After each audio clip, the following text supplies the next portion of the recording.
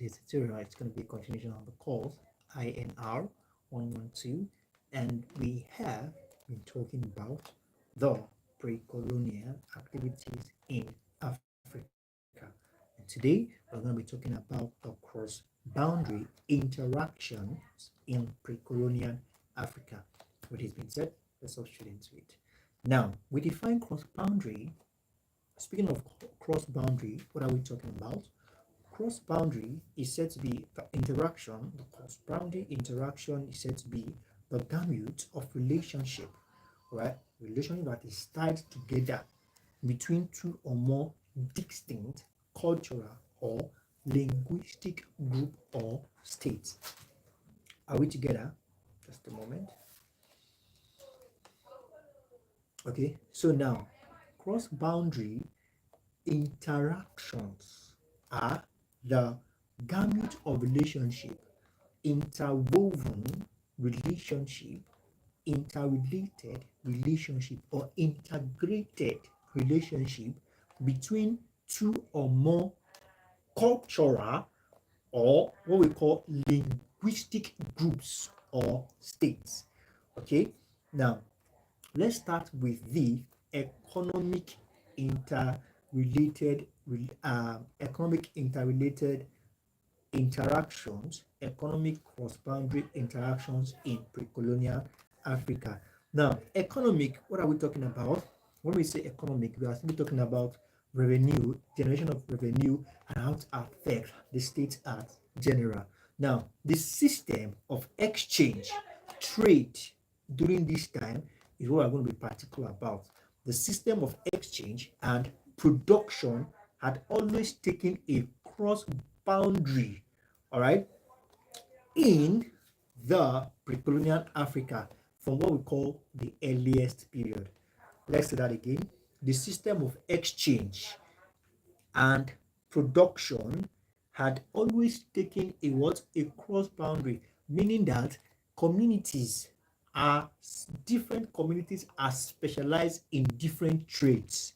All right. And this particular community specialized in fishing does not derive all its revenue, even though the major source of feeding, survival is from fishing.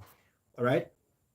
But when it comes to revenue, they have to take their produce to some other community that don't have rivers around or that lacks this trade, the functionality of this trade. So people from this other community brings their produce to another community or to the market where other community in need of fish can come get there.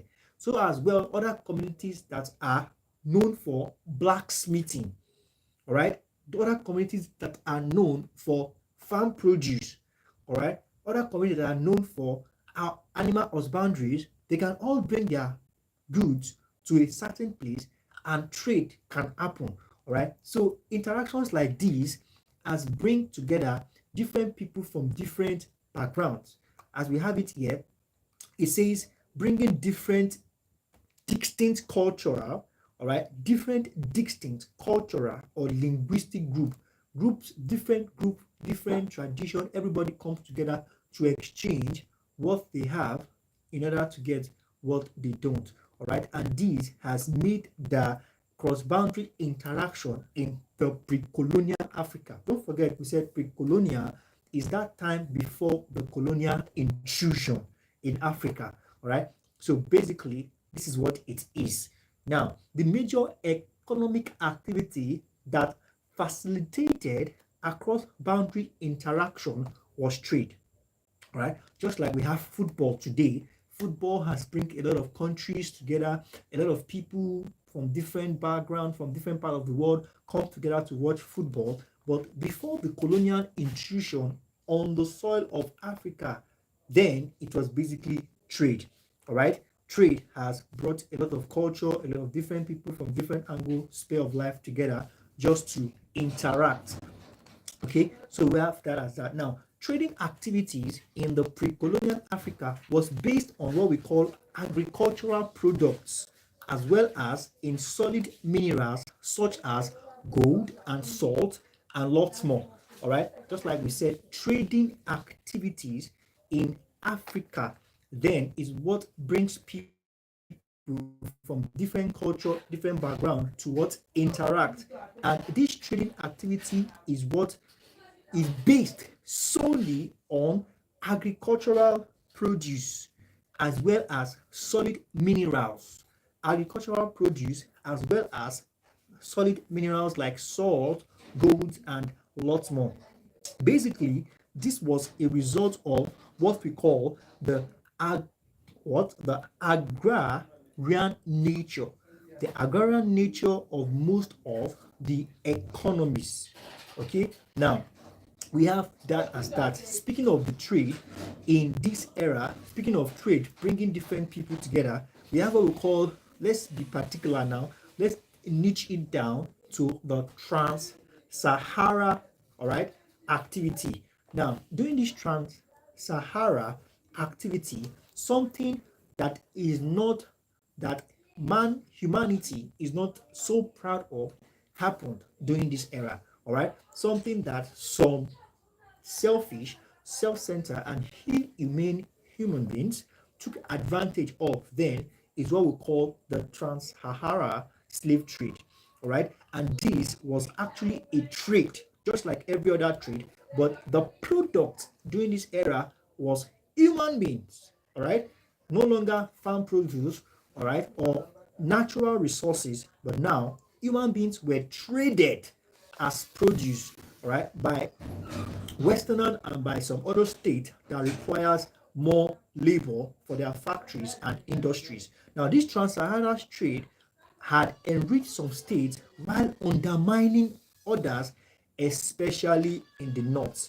Now, in the other hand, we have the Atlantic slave trade, as we have this trans-Sahara slave trade, so as well we have the Atlantic slave trade that later became the what mainstay of the economies of several coastal states and their immediate neighbors in the hinterland, especially the Yoruba, the Ashantis, the Dahomey, Igbo, and Benin. Now, West Africa of the Mediterranean and Middle East are not also left behind or left out. Now, the earliest known desert crossing, now let's take down this point. The earliest known desert crossing dates from, all right, speaking of trade, how far people go during this era just to trade.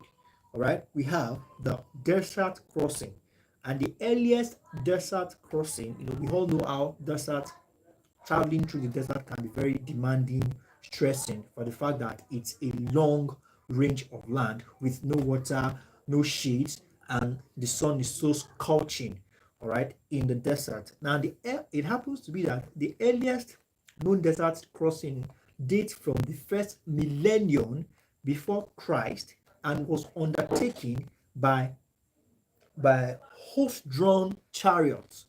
All right, it was undertaken by horse-drawn chariots, evidence of which occur in where cave drawings from the Fizans to the Niger. All right, all these were made um, uh, obvious. All right, this history was able to be, all right, graphs as a result of drawings on caves. All right, drawings on caves. So we have that as that. Now, Herodotus supported these vehicles. All right, speaking of uh, the desert crossing, Herodotus also was in support. He supported these vehicles in the 5th century, all right, before Christ. Now, but once the camel made this, all right, once the camel made his appearance, use of horse declined except along desert edge. Now, basically, even up to now, we still have it in desert area whereby, unlike the use of horses, okay, whereby horses travel long distance and they move very fast compared to camel. But when it comes to desert, they don't survive it. They don't stand a chance compared to camel that can move for a very long time without water, and they are not as fast as us, but they can move on a very long distance without water or without resting like horses. All right. So we have that as that.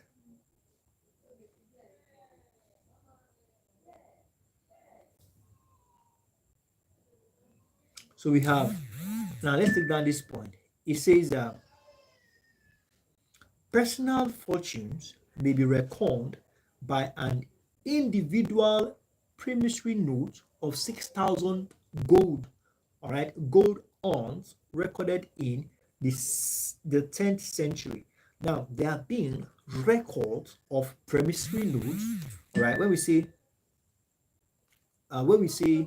um, promissory notes now, it's equivalent to what we call money in our own era, right? So about 10th century record have it that promissory notes of about 6,000 gold ons were in existence, or the 75 all right, the 7,500 ounces of gold exported annually by merchants.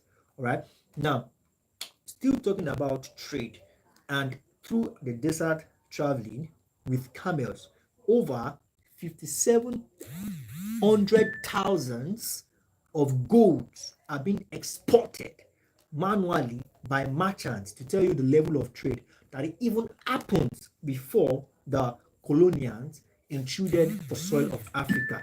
All right, you can imagine on a annual basis 7,500 ounces of gold were being exported annually by who? Merchants from Gen from Gene, that's Genne, in the 16th century. So we have that as that on trade. Now let's quickly move to politics. Now, political association in this era, sorry about the noise in the background. I forgot I did not put my phone on vibration, and it's a lot of messages coming from several WhatsApp group I manage. All right. Now we have politics in this era. Now, political association in this era was centered around what we call traditional authorities. Please, if you're on the stream, do well to smash a like button if you're here to do that, and also do well to say hello on the using the comment section so we can acknowledge your presence. Now, politics during this era was basically centered around traditional authority. Very well. All right, like we studied in I think that was in GS 105, right, in the early age of humanity and everything, yeah, before Christianity and Islam came. Right, it was all about deities and goddess deities, and before we now have Islam, and so basically politics during this time was on traditional authorities. We have the like of Ghana, and Ghana ruled for over 3 centuries, right, during his circumference. We also have great political countries, all right, that ruled for a very long time, that of Mali as well. And it existed from the advent of Sondiata in 1239 Anno Domini until the capture of Jenin by Sunin Ali. Right, these are great African countries that showed great potential, that displays great political authority and influence, the likes of Ghana and Mali. Over 200 years later, the unbroken thousand-year reign of the ruling Mai of Kanem Bornu as well, or the long-lived stability of Moses State. All right, just as we have mentioned Ghana, we have Mali, we have the Mai of Kanem Bornu, which the origin of the Fulanis and the Hausas can be traced to, as okay, I think this is only level second semester. When you get to only level first semester, you get to know, as in Nigerian People and Culture GST 201, you get to know more about the Kanem Bornu. Right, we have their Mais are the kings. Right, the Mai, spelled M-A-I, of Kanem Bornu. So we have within the village, speaking of politics, within the village, authority rested with such individuals as head of families, members of councils of elders, and the chief. During this era, this is how politics is being run. The second level was lineage of the age grouping involving individuals who pass common ancestry to identical age grades. So basically, politics during this era relies with the elders and certain groups. So we have that as that. During this era as well, the culture, what was culture like? Cross-cultural relation was a welcome development in pre-colonial Africa. Majority of people worship similar god or same god.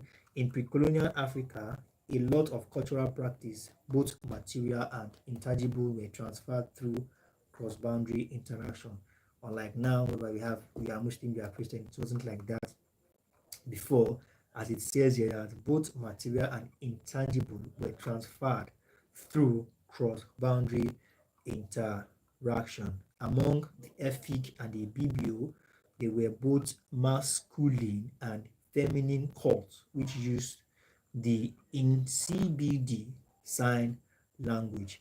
All right, this became a possibility as a result of liberal cross-boundary interactions. All right, so basically, during this era, it was more of the worship of gods, all right, and did not, however, foreclose the possibility of other religion into African community. As it is, everybody had the liberty to worship whoever you want to worship. Most significantly, Islam penetrated the pre-colonial African from early 7th century, even before the colonial administrators came into Africa. Islam already penetrated during the 7th century. So we have that as that. So we have the North African states and most West Sudan states came highly influenced by Islamic religion. All right. So the North Africa and the West Sudan were strongly under the influence of Islam. For example, the Kanem Borno Empire was regarded in Islamic literature as a Muslim state because the leaders or rulers embraced Islam much earlier than other people of African descent. So we have that as that. And also during this era, right, war was also one of their characteristics as it is used to subdue less powerful communities. All right. No single community produced all it needed to survive. The communities met with one another to exchange commodities. All right. So that was what it was like during this era. No single community was self-sufficient. They all worked together to achieve what they needed. For example, Oyo and Nupe people produced cola nuts and they were exported to the Hausa states. You can take that example. The Nupe and Oyo people, as a great deal of trade relation went on. You can see the Nupe people and Oyo people coming together to produce cola nuts to transfer to the north, sell. The Nupe traders supplied potash, shea butter, cereal, bangles, bottles, and others exchanged for yam, palm kernels, oil, palm wood, and earthwares. All right, so you can imagine Nupe with the production of, according to the material, production and supply of potash, shea butter, cereal, bangles, bottle, and others for the exchange of what the Oyos has to offer, like yam, palm kernels, oil, palm wood, and earthwares. Some highly valued commodities were made only in a few places.